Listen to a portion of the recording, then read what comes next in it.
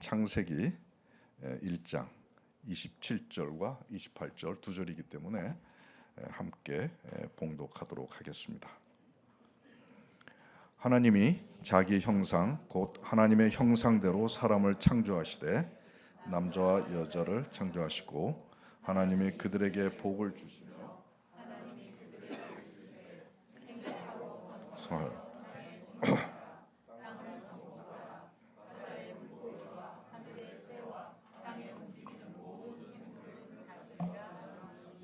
네.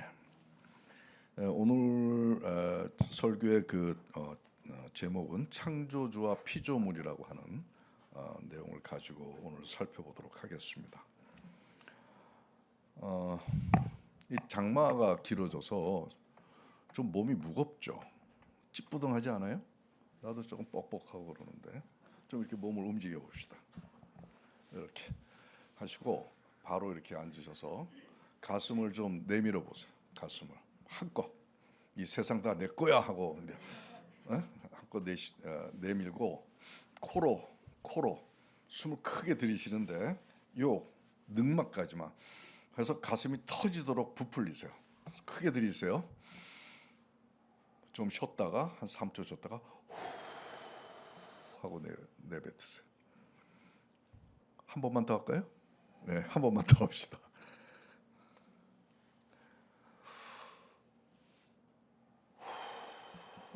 시원하죠?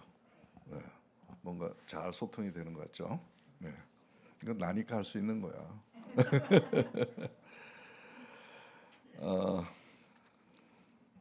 여기에 우리 미디에이터 교회는 신앙 초년생들이 많으세요. 그죠? 네? 하나님 믿은 지 얼마 안 되신 분들이 많아요. 사실 이 미디에이터 교회를 세울 때는 M5라고 하는 것이 굉장히 좀 어려운 주제이기 때문에 좀 엘리트 크리스찬들이 모여서 이렇게 같이 이렇게 하면서 하는 걸로 생각을 했었어요. 하나님이 세우라고 그래서 세워 보니까. 근데 여기 신앙 선생을 자꾸 보내주시는 거예요. 왜 그럴까요? 네? 처음부터 잘 가르치라고, 처음부터 잘 양육해서 이들을 하나님의 훌륭한 일꾼들로, 위선자가 아니라 진짜 백이 크리스찬으로 키우라. 그런 하나님의 뜻이 아닌가 생각이 들어요. 그렇죠? 우리 한영 형제 어때? 우리 백왕도 성도님 어떠세요? 그렇게 생각하죠? 예. 그래서 오늘 제가 말씀을 준비한 것이 신앙 소년생들에게 내가 이 교회도 세우고 설립도 하고 또 장로이기도 하고 뭐 하지만 저의 그 신앙적인 여정, 그러면서 느끼게 된 마음과 생각들과 고민과 상념들을 여러분들에게 좀 들려드리고 싶다. 그런 생각을 해서 어떤 의미에서는 간증의 설교가 되지 않겠나 하는 생각이 듭니다. 아무튼 이제 제가 시작이 신앙 여정의 그 파노라마를 쭉 소개할 거예요. 소년생들에게도 공감이 되겠지만 또 그렇지 연조가 깊으신 분들도 그렇구나 하고 공감이 되는 그런 시간이 되기 바라고, 성령님께서 이 자리에 역사하셔가지고 제 메시지가 여러분들에게 마음에 뿌려져서 생명의 씨앗이 되는 그런 귀한 시간이 됐으면 좋겠습니다. 제 신앙 여정의 파노라마의 시작은 올림픽이 열린 1988년 말입니다. 1988년에 안 났죠? 네. 기억나십니까? 우리 올림픽 열리던 그 해를 제가 대학에서 근무하던 때인데 그게 저의 신앙 여정의 시작입니다. 하나님을 공격하고 비판했던 나인데 후배 교수의 권유로 창조과학회라고 하는 데서 주최하는 부흥 집회에 참여를 했습니다. 목사님께서 설교를 하시면서 끝나고 나서 나의 설교를 듣고 하나님을 믿겠다고 생각하는 사람들은 일어나 봐라 얘기하는 것이었습니다. 얼떨결에 일어났어요. 나중에 후회를 했지만 일어났어요. 근데 일어나다 보니까 주위에서 막 박수치고 우리 뭐 최 교수님 하나님 믿게 됐다고 그러면서 그러다가 얼떨결에 또 등 떠밀려 가지고 교회를 다니기 시작했습니다. 사실 저희 신앙의 초입은 얼떨결에 하나님을 믿게 됐습니다. 근데 그때는 하나님을 잘 몰랐죠. 또 하나님을 믿는 게 또 뭔지도 몰랐고 또 교회는 왜 다니는지도 그 이유를 몰랐습니다. 그러니까 뭔가 일이 있고 좀 바쁘고 특히 좀 기분 나쁘면 교회 안 나갔어요. 꼭 그 교회 나가는 것이 애들한테 공부해라 하는 것처럼 부담스럽고 그렇더라고요. 그렇죠?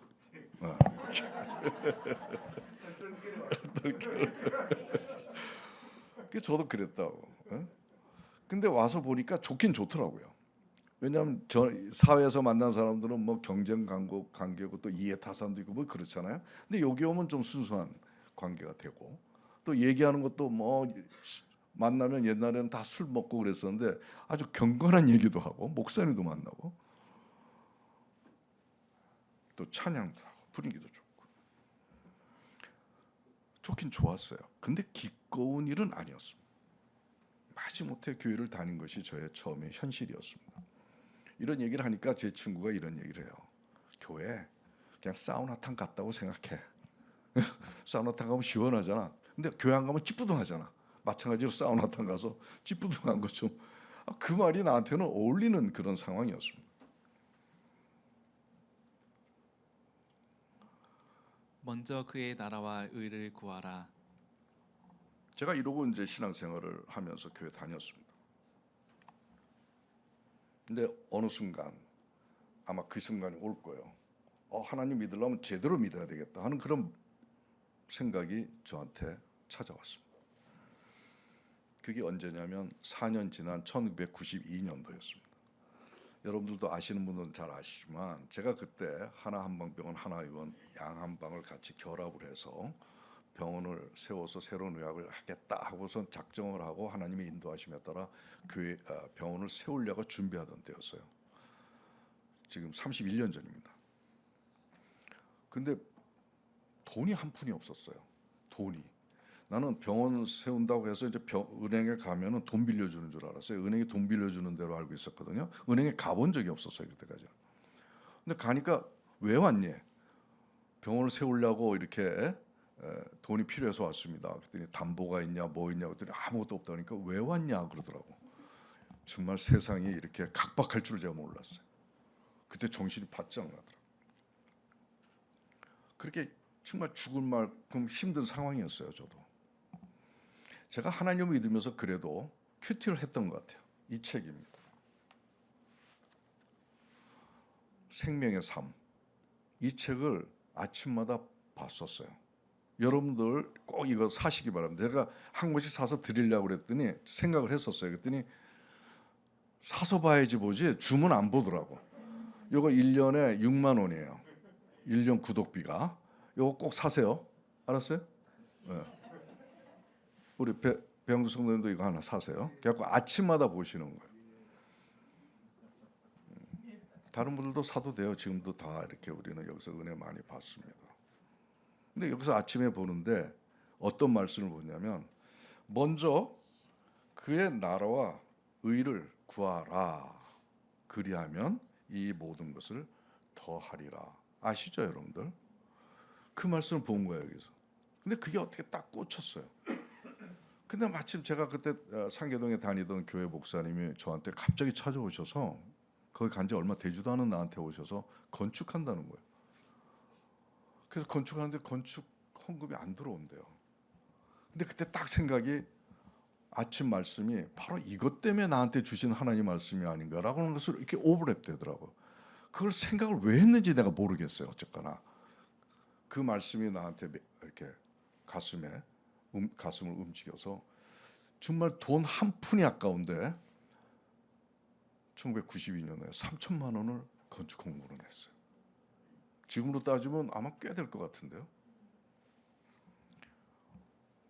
드리고 나서 후회는 좀 했지만 아깝죠. 100만 원이 아까워가지고 그랬을 텐데 왜 그랬나 모르겠어요. 어쨌거나 그 사건이 나로 하여금 와 완전히 변화시키는 하나의 모티브가 됐어요. 왜 그랬는지 모르지만 은행에서 갑자기 돈을 빌려주겠다는 거예요. 은행 융자가 이루어졌습니다. 그래서 병원을 세울 수가 있었어요. 불가능했던 일이 일어난 겁니다. 근데 병원을 세우면은 환자가 또 오는 줄 알았어요. 항상 환자 오는 데에서 근무하다 보니까 환자가 안 오는 거예요. 직원들은 한 6, 70명 되는데 의사도 5명이 되고, 응? 돈이 은행에 5천만 원밖에 없어. 월급도 못 줘. 근데 은행에서 융자도 해줬지만 다 그거 내 친구들 아파트 담보해서 한 거야. 만약에 환자가 안 오면 어떻게 돼요? 부도가 나는데 무너지는데 나만 무너지나요? 내 친구들도 다 아파트 내놓고 길거리에 나 앉아야 되는 상황이 된 거예요. 내가 미쳤죠. 돈도 없는 게 그냥 탕같이 데다가 병원 세워가지고 뭘 해보려고 그랬으니. 근데 병원 그러고 나서 이게 한 달도 못 버티는 상황인데 오픈한 지 얼마 있다가 KBS 아침마당에서 오는 거예요. 책임 PD가. 그래서 저한테 여기가 우리 국민들을 위해서 양의사 한의사가 힘을 합해서 세운 병원입니까? 이렇게 첫 뒷문이. 그때 그분이 오은혜 씨인가 그래요. 지금도 잊지 못하죠. 여자분이신데. 그래서 그렇다 그랬더니 하루 종일 촬영해 가더니 그 다음날 아침에 아침마당에 이게 아주 중요한 이슈로 터진 거예요. 그때는 KBS, MBC, SBS밖에 없었어요. 케이블 이런 게 없었습니다. 그러니까 전국을 강타한 겁니다. 그때서부터 환자가 몰려들기 시작하는데 복도가 좁아가지고 서 있었어요. 1년 만에 빚을 다 갚았습니다. 이럴 때 박수 치는 거 아니에요?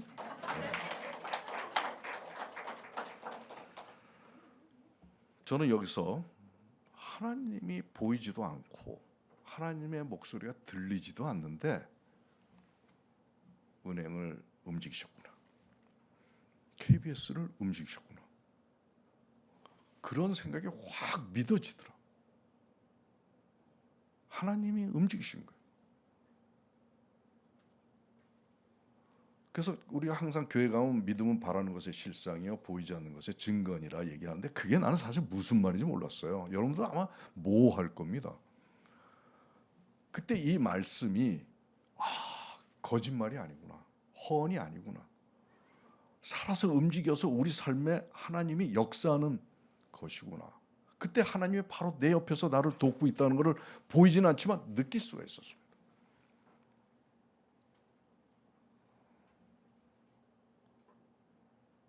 바로 이것이 믿음이구나. 이것이 먼저 그의 나라를 구하는 것이구나. 그래서 그 말씀에 순종하고 그래서 헌신하고 그랬더니 하나님의 은혜가 이어진다라고 하는 이 삼수 관계가 아주 확 나한테 뿌리 박혔습니다. 이렇게 믿고 의지하는 게 바로 믿음이라는 것을 알게 되었습니다. 이런 극적인 경험을 통해서 나는 하나님의 존재를 내 삶에서 처음으로 느끼면서 이때부터 교회 열심히 다녔어요. 말씀이 믿어지는 거예요. 그때서부터 교우들하고 진지하게 가족처럼 지냈어요. 이때부터 교회 행사도 주도적으로 하는 그런 변화된 신앙의 모습을 제가 보이게 됐습니다. 그래서 이때부터는 교회 안 나가면 안 되는, 그래서 제 인생에서 빼려야 뺄 수 없는 삶의 일부가 되어 버렸습니다. 내려놓음과 믿음의 용사. 여기 써 있죠. 그러고서 병원을 이제 운영을 하는데 얼마나 어려움이 많은지 사실 제가 1인 6역을 했어요. 환자 봐야죠. 또 저녁에 연구해야죠.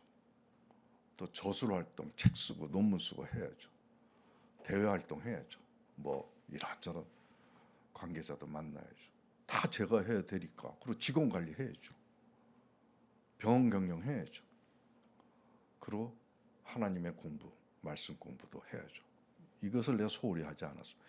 여러 가지 하는데 제가 무슨 뭐 그 경영자도 아니고 뭐 이러니까 여기저기서 문제가 생기고 뭐 빵크가 나고 또 병원도 막 대단한 것 같지만 또 사실 쉽지 않은 부분들이 많이 생기고 또 사고도 생기고 이 병원이라는 데가 병가지 상사라고 항상 일이 터지는 데가 병원이에요. 아픈 사람들만 많이 오니까. 그러니까 힘들더라고. 그때는 하나님이고 뭐고 힘들어 죽겠어요. 어? 끊이지 않아요. 괴로운 일들이. 왜 이렇게 처음에는 하나님이 세운 거 분명하잖아요. 분명히 하나님이 세웠는데 또 하나님의 기업인데 왜 이렇게 순탄치 않을까? 그리고 처음에는 기적을 딱 베풀어 주시더니 왜 이제는 기적도 안 베풀어 주실까? 뭐 그 은근하게 기분 좀 나쁘더라. 아마 그런 거 경험하셨을 거예요. 그래서 원망도 하고. 그렇지만 그래도 그 기적에 한번 꽂혔던 사람이니까 그래도 계속 큐티도 하고 기도도 하고 매달렸습니다. 근데 너무 어려운 일들이 있을 때는 내 기도의 능력이 없으니까 저를 위해서 항상 기도하시던 여자 목사님이 계셨어요. 그분은 방언도 하고 예언도 하고 능력도 있어요.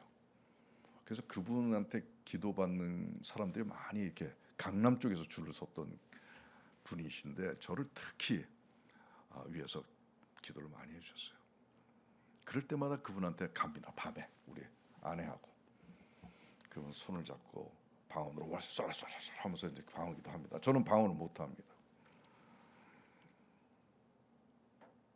그러면서 한참 기도하시더니 이제 끝나고서 뭐 특별한 뾰족한 수 있으세요? 뭐 이런 식으로 나는 속으로 생각하면서 이렇게 쫑긋하는데 목사님 뭐라고 말씀하시냐면 하나님이 다 모든 걸 내려놓으래요. 그 말밖에 안 해요. 그냥 뭐 이래도 그렇고 저래도 자꾸 질문하고 내려놓으래요. 내려놓으래. 아니 내려놓으라는 게 내가 이렇게 어려워서 하나님께 믿고 의지해서 기도도 받고 어떻게 하나님께서 이끌어 주실 것을 내가 마음에 판단하고서 이렇게 한 게 내려놓는 거지. 뭐 또 뭐가 내려놓는 게 뭡니까? 몰랐어요. 아마 뭐 할 거예요. 믿고 내려놓는 것이 도대체 뭔지 알 수가 없었습니다. 그러던 중 2005년이었습니다. 또 부도 날 뻔했습니다. 제가 이제 부천에 병원을 좀 크게 지어서 운영을 하는데 참 어려움이 있고 그래서 다시 강남으로 그때 병원을 삼성도에서 해서 성공해서 부천에다 직접 짓고 했었는데 다시 강남으로 이전하는 상황이 됐어요. 근데 그런 쯤에서 어느 은행의 지점장이 저를 찾아온 거예요. 내가 좀 병원도 잘 되고 신용이 높으니까 우리 최 박사님이 투자하는 모든 거는 은행에서 80%를 지원해 주겠대요. 야, 이거 하나님의 인도하심이구나 딱 생각을 하고 그때 병원에 건물도 사고 그 상계 요 앞에 그 서관 우리 병원이에요. 재단병원 그때 상계. 그리고 제가 앞으로 이제 융합의학을 하면은 그런 터전이 좀 필요할 것 같아서 또 어느 부에다가 부지도 좀 적지 않게 샀습니다. 근데 그때 노무현 대통령 때인데 갑자기 뭔가 금방 활성화되는 그런 생산 부지가 아니면 은행에서 지원하지 말라고 갑자기 시행령이 떨어진 거예요. 근데 난 잔금도 치르고 다 됐는데 은행 지원이 이렇게 차단이 돼 버렸어요. 그러면 다 날아가는 거예요.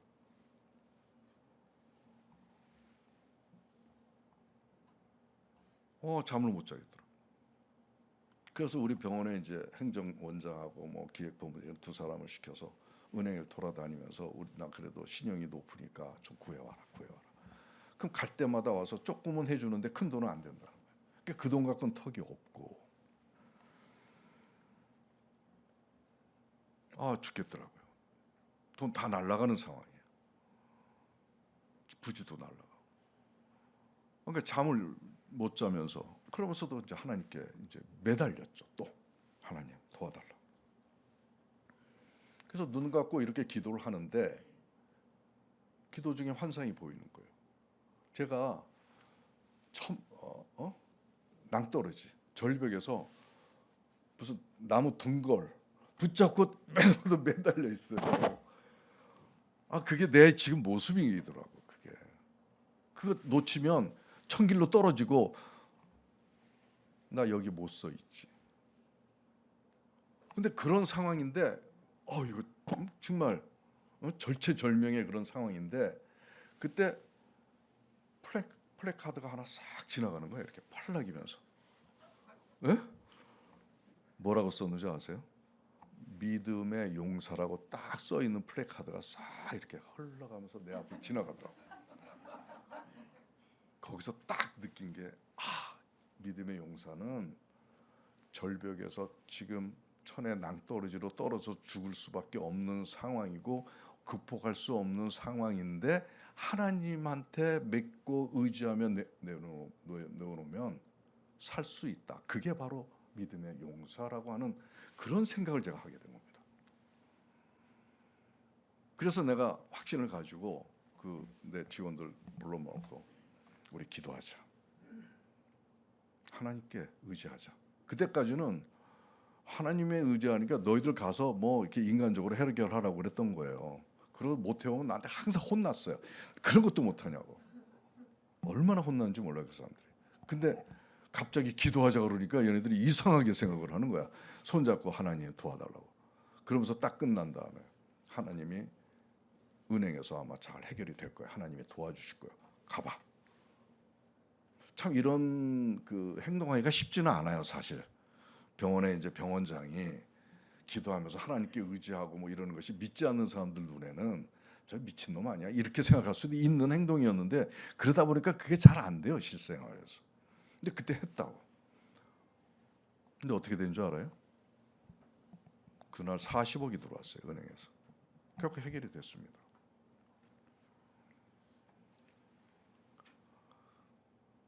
바로 이것이 하나님께 내려놓는 거구나. 하나님께 내려놓는 거구나. 우리가 하나님한테 기도를 합니다. 도와달라고. 그때도 내가 했으니까. 근데 속으로는 어때요? 불안해. 두려워. 그거를 벗을 수가 없어요. 불안하면서 안 되면 어떡하지? 안 되면 어떡하지? 그러면서 기도하는 거예요. 이건 믿음이 아닌 거예요. 믿음의 용사, 내려놓는 것은 바로 된다 확신하고 그런 행동을 드러내는 게 바로 믿음의 용사요. 그게 내려놓는 거라는 사실을 알게 됐습니다. 여러분, 가끔 제가 예를 들지만 초등학생인 그 학교에서 내일 소풍을 가는데 일기예보가 내일 비가 오는 걸로 돼 있어요. 그랬더니 선생님이 우리 하나님께 비 오지 말아 달라고 기도하자 우리 그랬다고. 포천을 가는 소풍에 비 오면 망치니까. 근데 그 다음날 아침에 이제 다 모이는데 학생들은 우산을 안 갖고 왔는데 선생님만 우산을 갖고 왔답니다. 무슨 말인지 모르세요? 무슨 말인지 알죠? 기도하면서 비 오지 말아달라고 하나님께 기도했는데 선생님은 안 믿은 거죠. 우리의 믿음의 기도는 이런 차이가 있다는 걸 알고 기도하셔야 돼요. 하나님을 믿는다는 게 이게 믿는다는 거지 그냥 입술로만 믿습니다 이 믿는 게 아니라는 거예요. 마음속에 확신을 가지고 믿음의 행보를 하라는 것이 믿음이고 그것이 하나님께 모든 걸 다 내려놓은 거예요. 지금 현실의 어려움과 실패할 수 있는 상황, 절체절명의 그런 상황을 하나님께 내려놓는 겁니다. 성령의 발견. 2005년까지 저는 성령님을 어떤 분인지 몰랐습니다. 교회에서 안 가르쳐줬어요. 우리 교회에서. 제가 사랑의 교회를 다녔는데 근데 누군가 성령님이 진짜 중요하다는 걸 그때 성령님 처음 알았어요. 성령님이라는 걸. 예수님만 알았어. 그래서 그런 성령에 관심을 두기 시작했습니다. 말씀을 보면 한번 같이 읽어볼까요? 하나님이 자기를 사랑하는 자들을 위해 예비하신 모든 것은 눈으로 보지 못하고 귀로 듣지 못하고 사람의 마음으로 생각하지도 못하였다 한가 같으니라. 오직 하나님이 성령으로 이것을 우리에게 보이셨으니. 네. 아멘. 하나님의 나라는 보이지도 않고 들리지도 않아요. 근데 우리가 그런 분을 어떻게 믿습니까? 앞에 보이는 목사님만 믿지 물리적으로 안 되는 거예요. 근데 성령님이 함께 하시면 하나님을 발견할 수 있고 하나님 나라를 볼 수가 있다라고 하는 것입니다. 그래서 성령이 없으면 여러분 신앙생활 헛겁니다. 결론적으로 얘기하지만 해봐야 소용이 없어요. 인간적인 종교 행위밖에 안 돼요. 그래서 성령을 아시고 성령을 받아야 됩니다. 그때서부터 야 진짜 이거 내가 신앙생활 제대로 하려고 작정을 했는데 진짜 좋은 생명의 결과를 열매를 얻으려면 성령님을 내가 만나야 되겠다. 그래가지고 하여튼 무지개를 썼습니다. 그래서 소문난 성령 집회 있으면 제가 바쁜 사람이었지만 밤에 가서 뭐 어떤 큰 강당 같은 데서 이런 의자도 없어요. 다 방석 깔고 앉아가지고 막 손 벌리고 막 이렇게 해요. 그때는 소리 지르면 성령님 오시옵소서 하고 소리 지르면 성령님이 딱 오는 줄 알았어요. 그래서 사람들이 다 그렇게 했어요. 뭐 목이 터져합니다. 그래서 나도 따라했죠. 나는 원래 그 소리 지르는 거 싫어하는 사람인데 거기 가서 이제 나도 따라한 거예요. 얼마나 성령님 만나고 싶으면. 그래서 소리 지르면서 했는데 오긴 뭐 와. 하나도 안 와. 그리고 또 실패했죠. 또 트레스디아스라고 여러분 아실 거예요. 거기에 유명한 목사님이 인도하시는 근데 상당히 영험하신 분이에요. 그분을 쫓아서 그의 교회를 떠나서 많은 신앙인들이 쫓아서 같이 사역을 해요. 그래서 뭐 5박 6일, 6박 7일 이렇게 집회를 엽니다. 성령의 집회예요. 아주 설교도 잘하시고 아주 유머도 있으시고 재밌어요. 그 글을 듣고 이제 오늘은 성령 받는 그런 기회를 가집시다 해가지고 어떤 조그만 방들에 다 있는데 기도방에 나를 이제 앉혀놓고 거기에 돕는 사역자들이 한 4명 정도가 그 방에 들어와요. 그래서 나는 무릎 꿇고 이렇게 앉아 있고 그분들이 내 위에다가 손을 얹어요. 그래서 방언으로 성령 받고 막 이래요. 그러면 이제 성령이 이게 나한테 싹 들어오는 걸로 나는 생각하고 오세요 성령 오십시오 막 기도하는 거예요. 거기서 하여튼 길게 합니다. 막 10분 20분 30분 계속 그냥 땀이 나도록. 오긴 뭘 와. 안 와. 그리고 책도 보고 또 심지어는 우리 그 교회 부목사님이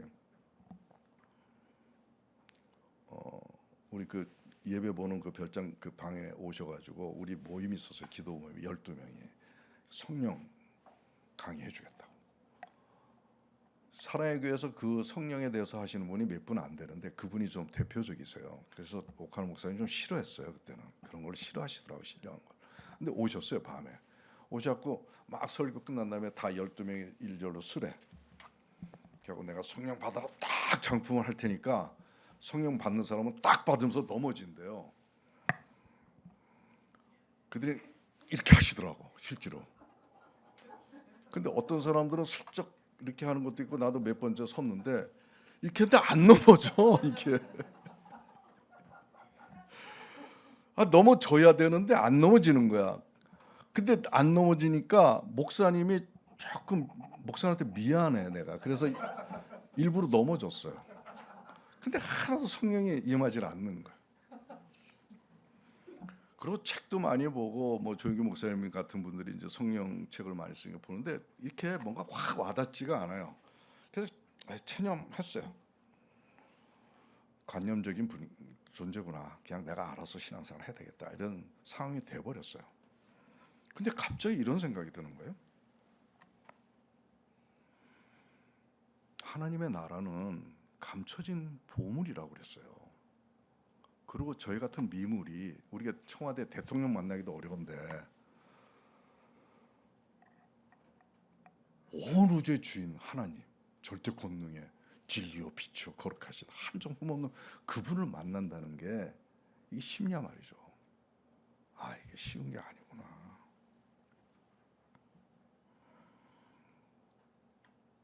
쉬운 게 아니었어요. 여러분들 쉬운 게 아닙니다. 성령님 만나는 게. 그때 이제 제가 생각을 한 게 인디아나 존스 한번 볼까요? 인디아나 존스 영화를 보면서 정말 목숨 다해서 모험을 해서 하는 내용을 보고 저게 어떤 보물을 채취하기 위해서 그런 노력을 봤는데 이게 이 정도는 돼야 됐구나 하는 생각을 하면서 내가 오늘 잠깐 한 1, 2분짜리 영상을 갖고 왔어요. 한번 보세요. 간만에 여유를 즐기는 인디에게 도노반이라는 인물이 찾아와 한 가지 의뢰를 요청하는데 The chalice used by Christ during the Last Supper. Eternal life, Dr. Jones. The gift of youth to whoever drinks from the grail. 성배를 찾기 위해 발걸음을 옮기는 인디.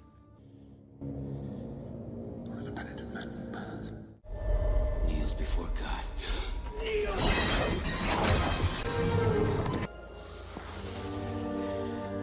Proceed in the footsteps of the Word.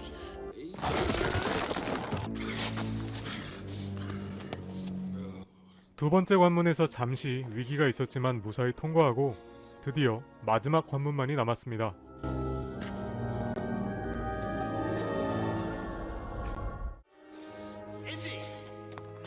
And you must hurry. Come quickly. 세 번째 관문의 힌트는 바로 믿음의 도약. 착시 효과를 이용한 함정을 끝으로 모든 관문을 통과하게 되는 인디.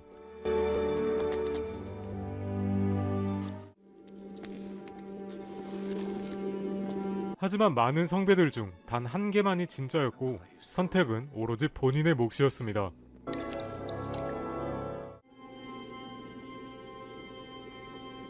하지만 그가 선택한 성배는 가짜였고 순식간에 먼지로 변하며 비참한 최후를 맞이하게 되죠. 도노반과는 반대로 가장 허름해 보이는 나무로 된 잔을 고르는 인디.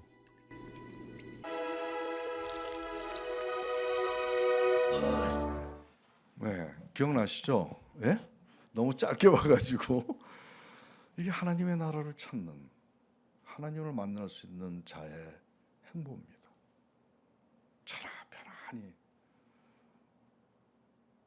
자기 선호에 맞춰서 자기 감정에 따라 하나님 믿는 게 아니에요. 목숨을 바치 모험을 해야 되고 그 과정이 또 여러 단계.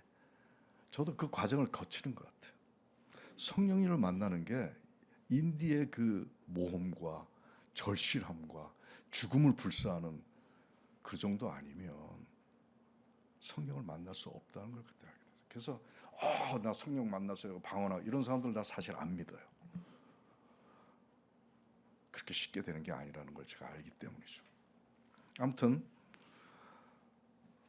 성령을 만나기 위한 저의 이제 지난한 그런 스텝은 이제부터 시작됐습니다. 여러분 성령 만나고 싶으세요? 어떠세요? 예? 크게 대답하세요. 성령 만나고 싶으시죠? 네. 만나고 싶으시죠? 네. 아니 끄떡끄떡하지 말고 예. 하하 이게 좀 애매해. 성령 만나고 싶죠? 오케이. 절실한 마음이에요. 제가 성령 만난 과정을 설명을 드릴 거예요. 예? 여러분들이 참고를 좀 하세요. 우선 첫 번째는 제일 중요한 거는 다른 거 없어요. 절실함이에요. 절실함. 성령 내 꼭 만나야 돼 하는 절실함.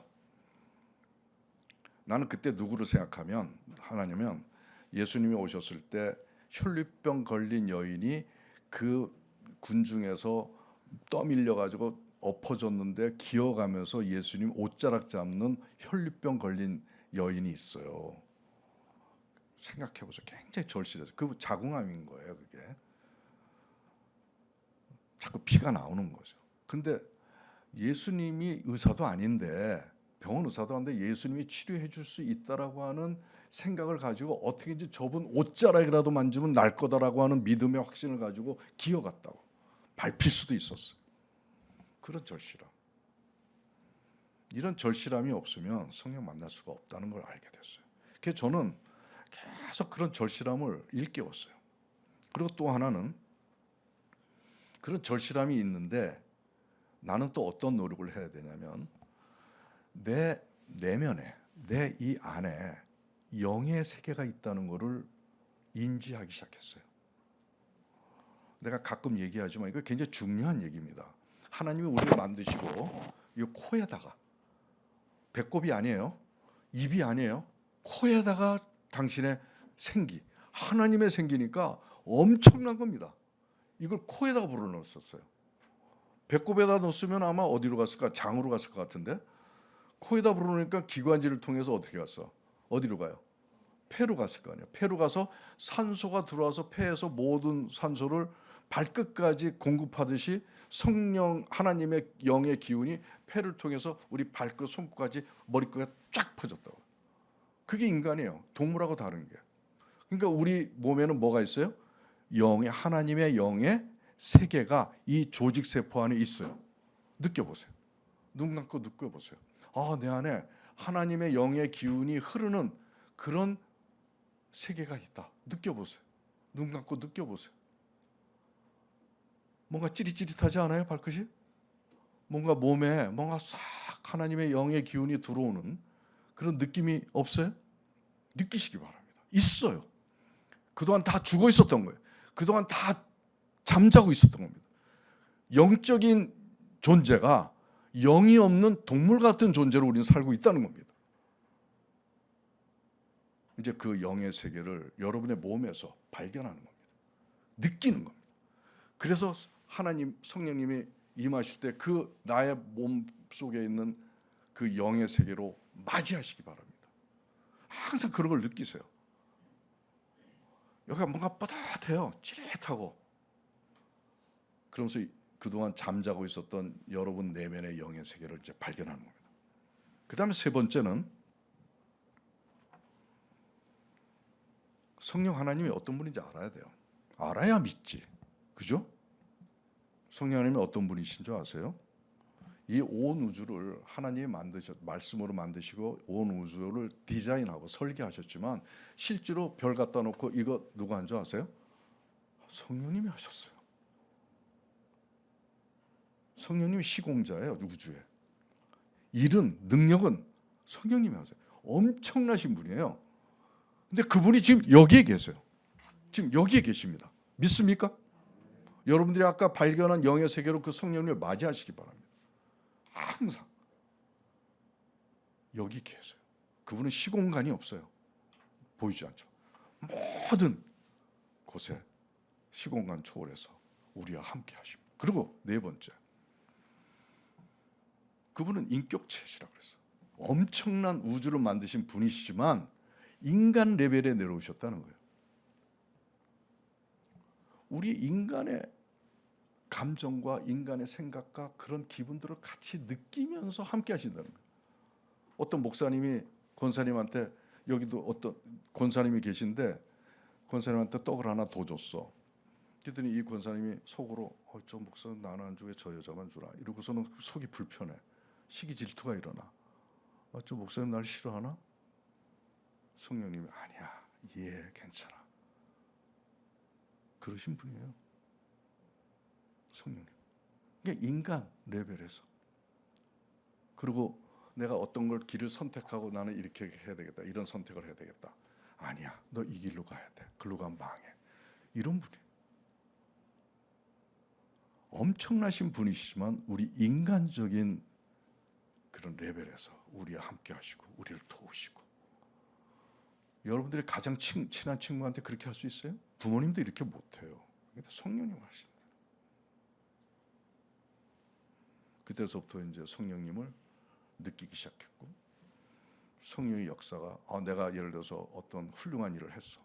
담적 증후군을 제가 발견했다고요. 발견했는데 내가 한 게 아니라 성령께서 하셨구나라고 하는 것을, 성령께서 막 이렇게 해서 내가 담적 증후군을 알게 하셨구나라는 것을 하시는 성령님의 손길을 바라보는 게, 그게 바로 성령님을 보는 겁니다. 그때서부터 이제 내 주위에서 도우시는 성령님의 사역을 볼 수 있게 됐고, 어디서든지 같이 동행하는 그런 삶으로 이어지게 됐습니다.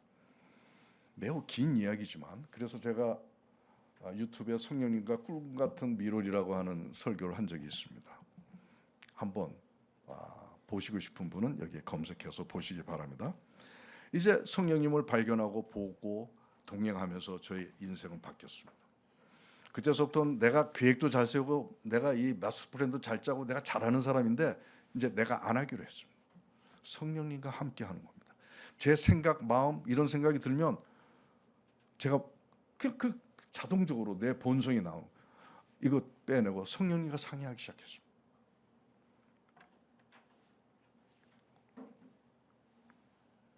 불완전했지만 성령의 동행하심의 역사는 저의 삶에서 진행되고 있었습니다. 신세계를 경험하는 그런 시간들이었습니다. 그런데 문제가 생겼습니다. 성령님이 항상 충만한 게 아니라 들어오셨다 나가셨다 이래요. 또 많이 충만했다가 조금 충만했다가 이래요. 항상 계시면 좋겠는데 나가시기도 하고 그래요. 안 계셔. 그 조건이 내 내면에 있다는 걸 알게 됐어요. 내가 욕심을 갖고 있고 내가 누구한테 미워하는 생각하고 있고 교만하고 이러면 슬그머니 나갔어요. 그다음부터 내가 하는 거예요. 내 욕심대로. 근데 성령님하고 겸손하고 온유하고 사랑과 용서의 마음을 갖고 있으면 성령님이 싹 들어오세요. 이걸 아니까 이제부터 어려워지는 거야. 대충 다 알아서 성령님이 오시면 좋은데 내 마음의 내면의 조건하고 성령님하고 관계가 함수 관계로 이루어지는 거야. 그러니까 이제부터 성령님이 온전한 그릇이 되기 위하려면 마음을 잘 먹어야 돼요. 근데 여러분들은 내 마음속에 지금 뭐가 있는지 모르죠. 뭘 하는지. 성령님은 다 하세요. 그러니까 속일 수가 없으니까 조금이라도 미우며 마유나 죄악된 마음 안 가지려고 노력을 하는데 이게 돼야 말이죠. 안 되는 게 실패할 때가 많아요. 직원이 갑자기 무슨 일을 시켰는데 엉망으로 만들어. 이게 화나요 안 나요? 죽이고 싶어요. 와서 때리고 싶고. 근데 하나님 믿는 사람이라고 한 사람이 그럴 수는 없고 속으로 우라가 올라. 그래서 숨길 수가 없어요. 그리고 일을 계획하는데 안 돼 그러면 불안한 거예요. 계획이 많았는데 이거 안 되면 안 되는데 불안하고 두렵고. 그리고 누가 뭐라 그러면은 또 나 상처받고. 이게 감정의 그 상처가 고통 속에서 이걸 해결을 못하더라. 초월하지 못하더라. 그래서 내 친구한테 그래서 친구 목사한테 야, 이 목사 인간이 감정이 없었으면 참 좋았을 텐데 이 감정 때문에 내가 너무 상처가 쓰리고 고통스러울 때가 많아. 왜 이렇게 그걸 초월하지 못하고 왜 컨트롤하지 못하지? 낮에는 해처럼 밤에는 달처럼 그렇게 한결같이 그렇게 살 수 없을까?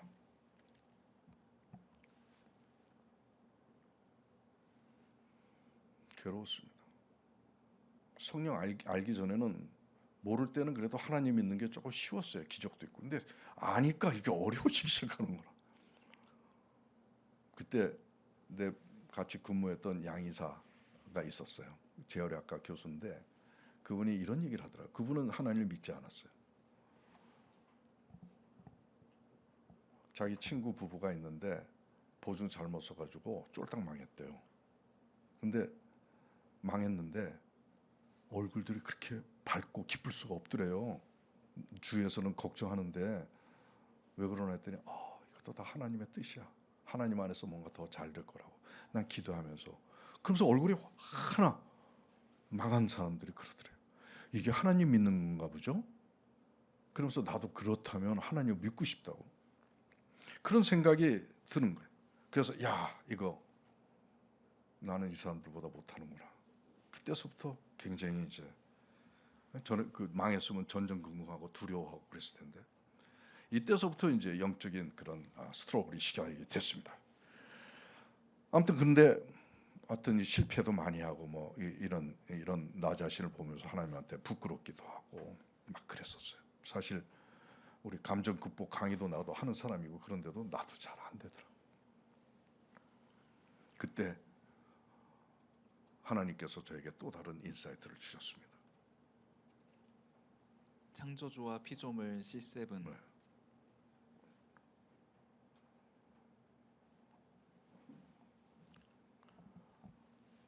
또 일이 터졌습니다. 충주병원을 세운 지 얼마 안 됐기 때문에 환자가 없다 보니까 적자가 누적이 돼서 큰 고통을 당했어요. 오픈한 지 얼마 안 됐으니까, 또 지방이니까. 근데 은행에서 갑자기 재정 상태가 안 좋다고 지금 지원해준 그 융자금을 돌려주지 않으면 지원하게. 그게 바로 부도예요. 따져보면 담보가 든든한 건물들이 있기 때문에 그렇게 안 할 수도 있는데 이것도 하나님의 뜻이었던 것 같아요. 아무튼 그때 제가 생각은 스스로 이겨나가 볼까. 저는 믿음의 용사로서 내가 극복을 했었던 적이 있었으니까 이번에도 한번 해볼 거야.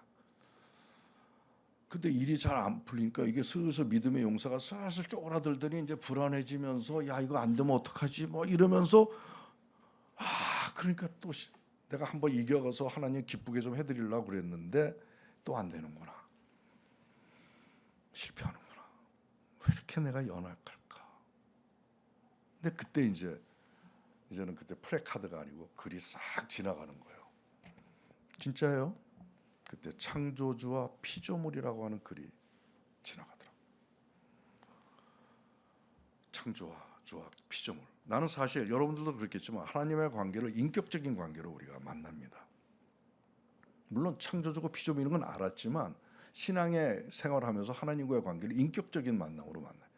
근데 창조주와 피조물의 관계를 이렇게 리마인드 시켜주시다. 나는 피조물이구나.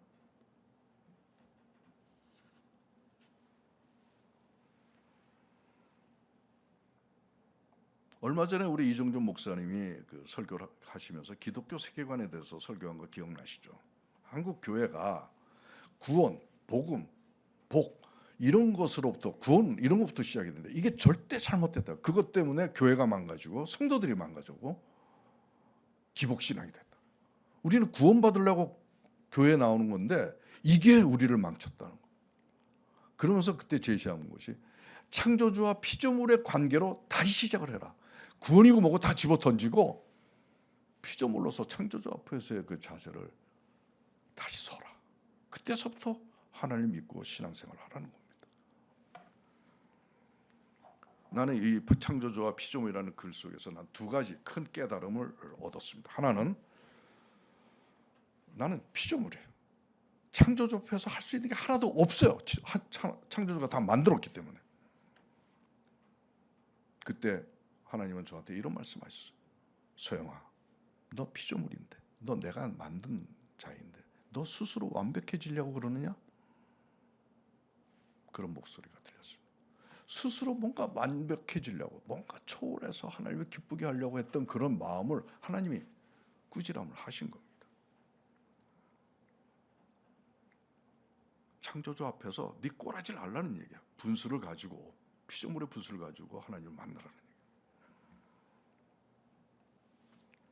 그동안은 내가 뭔가 깨달은 거, 나 하나님 앞에서 믿음의 용사로서 또 성령의 그릇이 되기 위해서 그런 어려운 그런 영적인 노력을 해왔던 사람이고, 이게 사실은 어떤 의미에서는 고행입니다. 수도하는 것처럼. 그래서 신앙은 고행일 수밖에 없다. 대충 할렐루야 아멘 하면서 믿는 사람들은 날라리거나 사입이구나 이런 생각까지 했어요. 고행이 있어야 된다고. 고행 없는 신앙생활이 뭐가 들어있을까 알맹이가? 그런 생각을 하면서 신앙생활을 했는데 여기서 그게 다 무너져 버렸어요.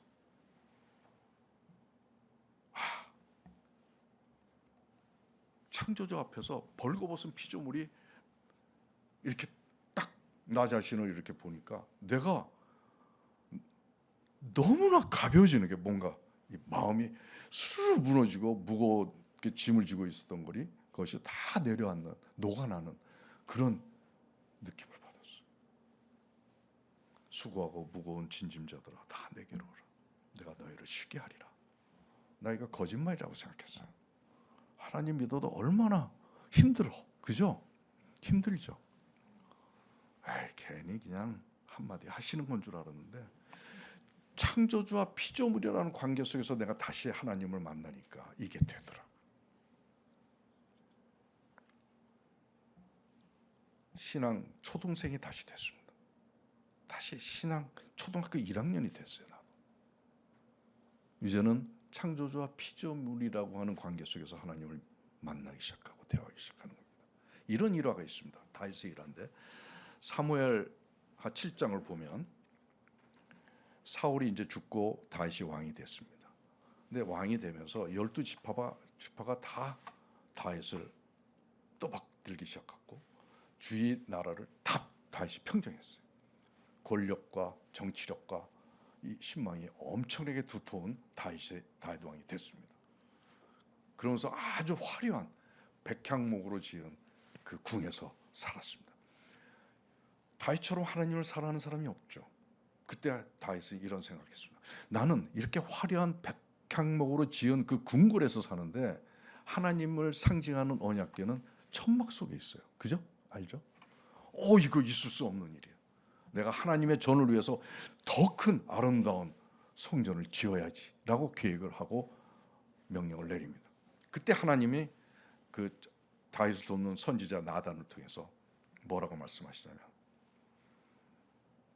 내가 언제 너희 열조 왕들한테 너희들은 그 화려한 궁에서 살면서 나는 천막이 있다고 내가 언제 얘기한 적 있냐? 나한테 그런 궁궐 같은 거 성전을 지어달라고 한 적 있냐? 나는 주는 자야. 다 우주 다 내 거야. 너희들이 뭘 나한테 해줘? 네? 나단이 그런 얘기를 왕한테 전합니다. 바로 이겁니다. 창조주 앞에서 피조물인 하나님 아니면 존재조차 없을 피조물이 하나님한테 뭔가 내가 너무 인생이 가벼워지는 거예요. 근데 이 일화를 통해 가지고 내가 예전에 믿음의 용사로서 믿음의 선택을 해서 하나님의 은혜를 받았던 경험을 했던 사람으로서 내가 믿음의 선택을 통해서 은혜를 받는 것과 창조주와 피조물 사이에서 창조주 하나님께 이 피조물로서 창조주께서 저희를 긍휼히 여겨주시고 불쌍히 여겨주시고 자비와 은혜를 베풀어 주십시오. 무릎 꿇고 이런 자세로 하는 것과 누가 더 은혜로운 걸까요? 나는 창조주를 인정을 하고 피조물로서 무릎을 꿇고 긍휼의 은혜를 자비를 베풀어 달라고 하는 그 나의 하나님에 대한 자세가 훨씬 큰 은혜를 입는다는 걸 알게 됐습니다. 두 가지 은혜가 있었어요. 하나는 제가 모든 우리 병원 그룹을 다 내가 재정 상태, 직원 또 앞으로 다 떠안고 있어요. 다 있어요. 꽉 찼어요. 힘들어 죽겠어요. 근데 이게 쑥 내려놨어요. 내가 당장 했던 일이 뭔지 압니까? 병원에 제 방에 저는 꼭 진료 보기 전에 기도를 하는데 하나님 이제 위단그룹 회장 자리 예수님께 드릴게요. 나 이제 회장 아닙니다. 저는 직원 대표입니다. 일꾼 대표입니다. 결제 받겠습니다. 내려놨어요. 그랬더니 어떻게 되는지 알아요? 얼마나 내가 이게 가벼워지는지 몰라요. 굉장히 가벼워요. 이런 은혜가 어디 있겠어요? 실제로 우리가 모든 것 나한테 주어진 모든 것들이 다 내 거라고 생각하고 속박돼서 이렇게 사는 거잖아요.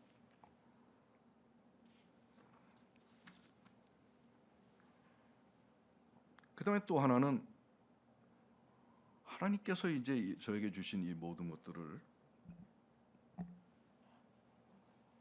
하나님께 의뢰하고 맡기고 내려놓고 하나님께서 이끄실 거라고 이끄시면 분명히 내가 계획하고 일했던 것보다 100배, 1000배 엄청난 일을 이루실 거라고 하는 은근한 확신도 들더라. 자신감이 생겼어.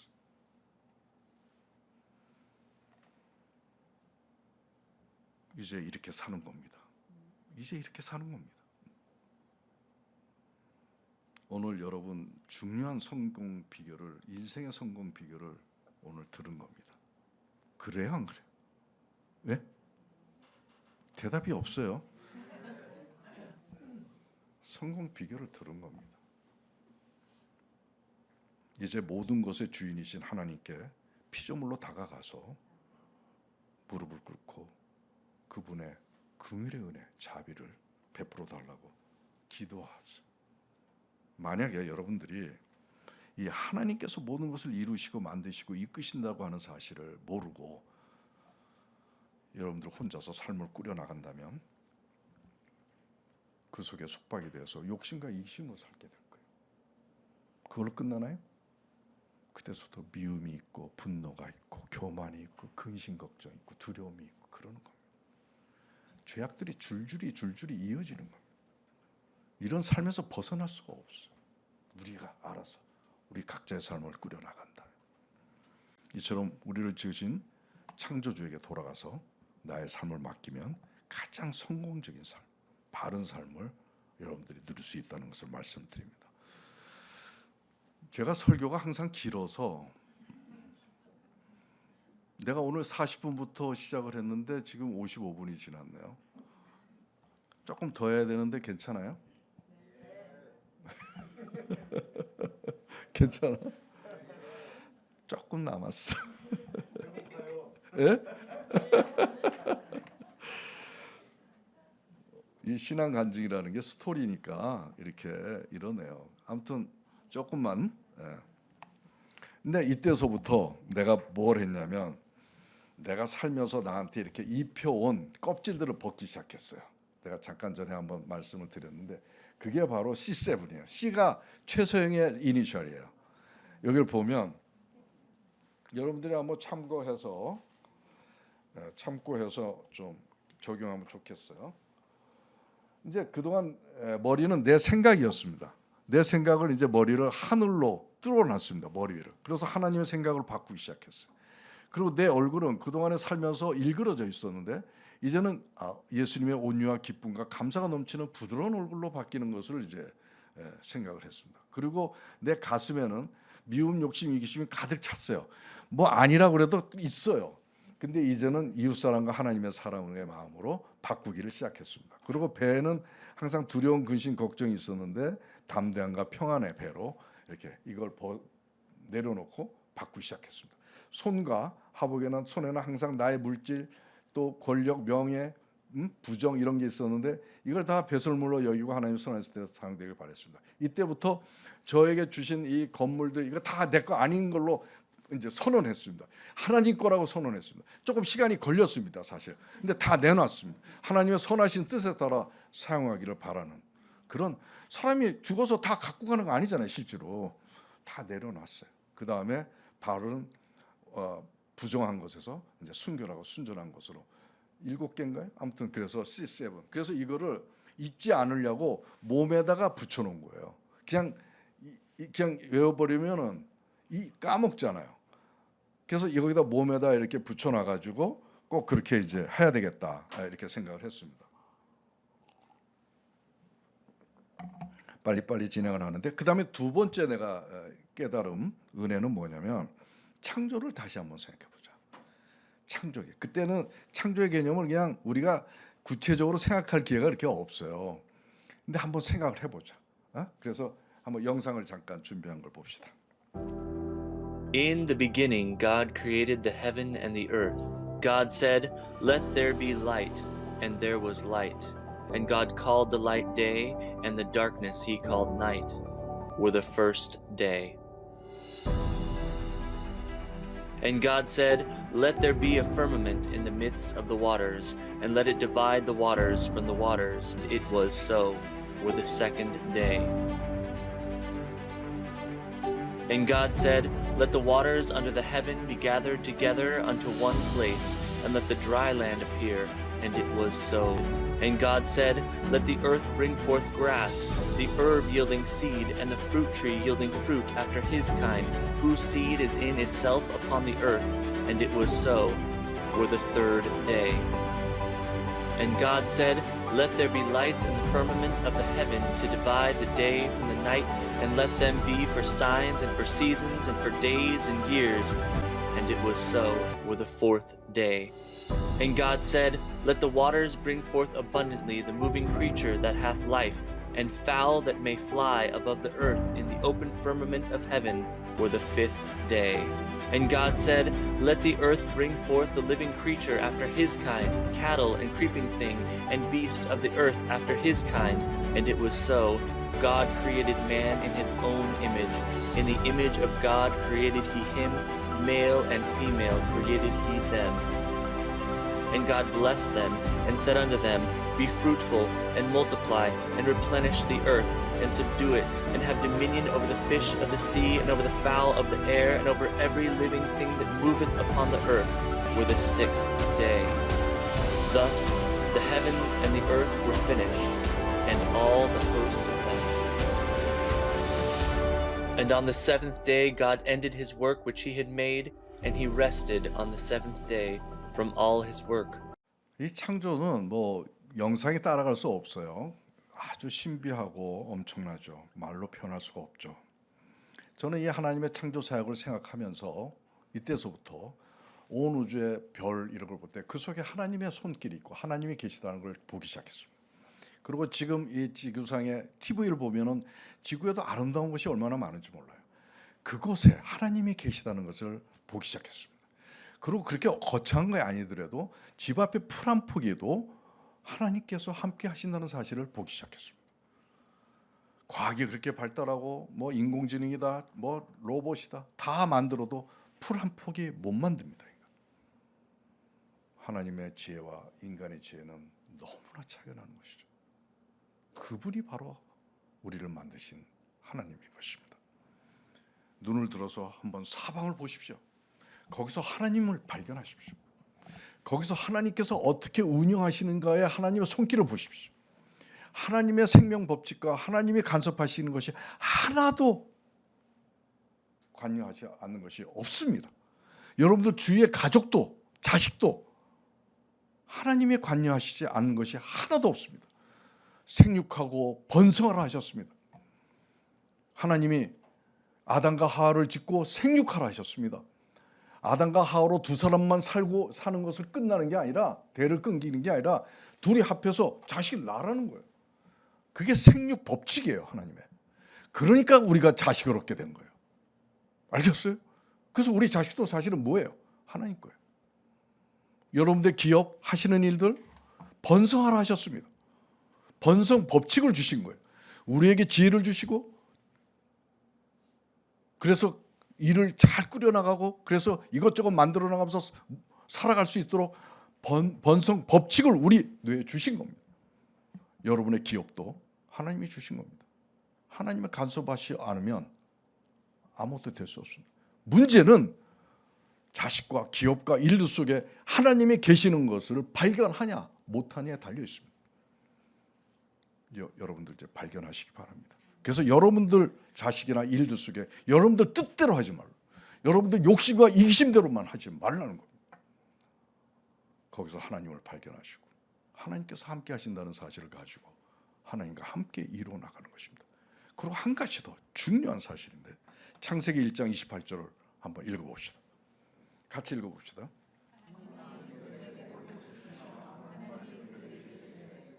생육하고 번성하여 땅에 충만하라. 땅을 정복하라. 바다의 물고기와 하늘의 새와 땅에 움직이는 모든 생물을 다스리라 하시니라. 네. 온 우주의 주인을 우리에게 맡기신 거예요. 통치하라. 내 별장이 능내리인데 능내리 2장도 폼 잡고 다닙니다. 2장도. 우리 대한민국의 대통령은 만날 수도 없는 저 높은 곳에 계신 분이에요. 근데 우주의 주인이에요. 우리는 그 정도가 아닙니다. 하나님이 그렇게 우리를 만드셨어요. 지금 우리 꼬라지가 좀 이래서 그렇지 원래는 그렇게 만들었거든요. 최고의. 그리고 아담이 신이었어요. 모든 나무 동식물에 이름을 다 붙였어요. 지금 과학으로도 그 이름을 붙인다는 것은 그 성분을 다 알았다는 얘기예요. 지금도 과학도 그걸 못합니다. 근데 우리 인간은 그걸 다 알았어요. 거의 신 같은 능력이고 아주 최고의 특권과 고귀한 존재로 만들고 천사들도 우리의 종이었어요. 천사들을 우리 수종 들게 했으니까 우리의 종이지. 그러면서 하나님은 우리 인간을 그렇게 최고의 존재로 만드시면서 원하셨던 게 뭐냐? 나에게 영광과 찬양을 너희들이 나에게 올리고 너희들과 함께 천국에서, 그 아름다운 천국에서 영화로운 삶을 너희하고 같이 드리고 싶고 같이 지내고 싶은 게, 그게 하나님의 우리를 만드신 뜻이에요. 그래서 우리 인간이라고 하는 우리의 존재의 이유와 목적이 바로 이겁니다. 근데 지금 우리는 어떻게 삽니까? 이런 하나님의 뜻을 다 잊어먹고 살아요. 그리고 자기 뜻대로 살아요. 그러다 죽어요. 욕심과 이기심으로. 그리고 많은 죄를 짓고 괴로워합니다.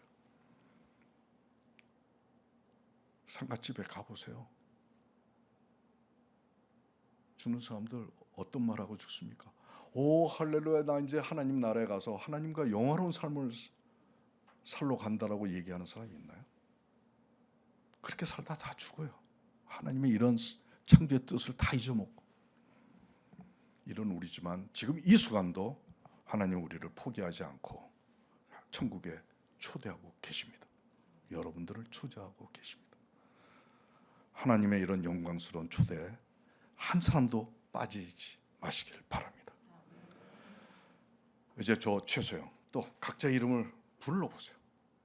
응? 나 배광주, 나 김지영 불러보세요. 이제 하나님이 나 최소영을 만든 하나님의 뜻을 발견하고 기억하겠습니다. 그리고 하나님 형상으로 회복해서 나에게 부여하신 창조의 뜻을 실천하겠습니다. 그래서 장차 우리 본향 천국에 가도록 하겠습니다. 이것이 바로 교회에 다니는 이유이고 목적입니다. 알겠습니까? 여느 교회처럼 세상에서 복받고 잘 살고 이렇게 이끌어가는 것이 아니라 이 세상 나그네 같은 삶에 목적을 두고 우리를 이끌어가는 것이 아니라 나를 만드신 하나님의 뜻에 맞도록 그분을 만나서 그분의 지배를 받으면서 사는 것을 가르쳐 주는 것이 바로 이 교회가 하는 일입니다. 이 교회에서 배워야 되는 것이 바로 그것인 것입니다. 자, 이제 사랑하는 형제자매 여러분, 만약에 우리가 이러한 뜻을 도외시하고 산다면 우리 본향에 못 들어갑니다. 그리고 인생 사는 것도 행복하지 않을 것입니다. 이제 눈을 감아보세요.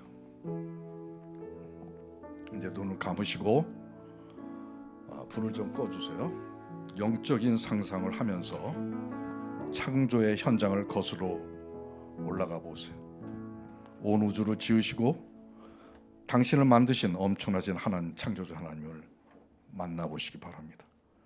그분께 여러분의 벌거벗은 몸으로 품에 안겨서 상봉의 눈물을 흘리며 이제 하나님께 고백을 합시다.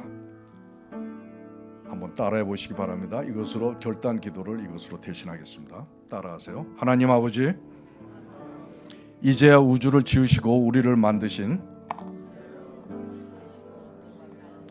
광대무변하신 절대 권능자 창조주께 돌아왔습니다.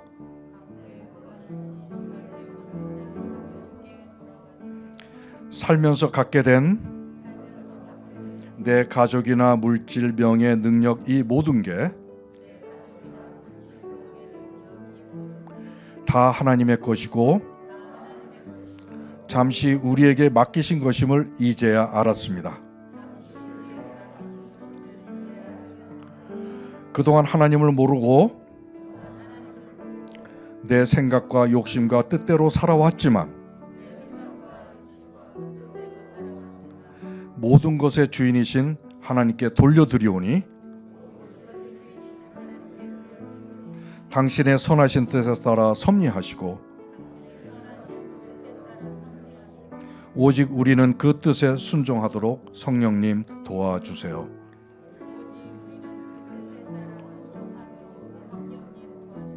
나라와 권세와 영광이 아버지께 영원히 있사옵기를 간절히 원하옵나이다.